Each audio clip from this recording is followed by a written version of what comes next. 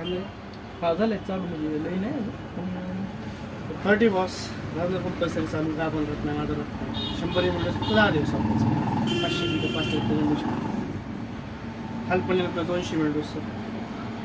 मुख्य कोटा आणि calcium phosphorus glucose magnesium protein 5 गट एकत्र येतं 650 म्हणजे 326 रुपयामध्ये पीएच मेंटेन केलं मँगो फ्लेवर त्याचं थोडं आणखी सांगायचं. आता कसं गाय जर विहिरीत आपण काय करतो कोणत्या पण कंपन्यात जेल वापरतो बरोबर सर जेल वापरतो किंवा आमच्या कंपनीत एक जेल आहे कावकेल जेल म्हणून ते पण वापरतो असं म्हणलं पण त्या जेलमध्ये काय दिसतं तुम्हाला कॅल्शियम आणि फॉस्फरस भेटणार बाकीचं काही घटक भेटणार नाही. ह्या ग्लुकॅल बोर्डमध्ये ना 5 गट एकत्र येतात आणि हे जर कॅल्शियम फॉस्फरस मॅग्नेशियम प्रोटीन वेगवेगळे घ्यायचं जर म्हणलं 200 रुपये जर एमआरपी घेतली 1000 रुपये जातात म्हणजे एवढं घ्यायला शेतकऱ्याला परवडत नाही.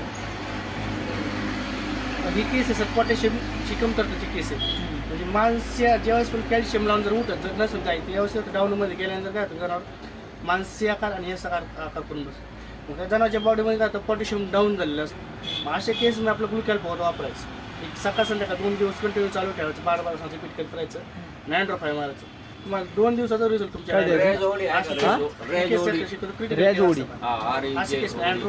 काय आहे ती मल्टीव्हिटॅमिन नाही आपलं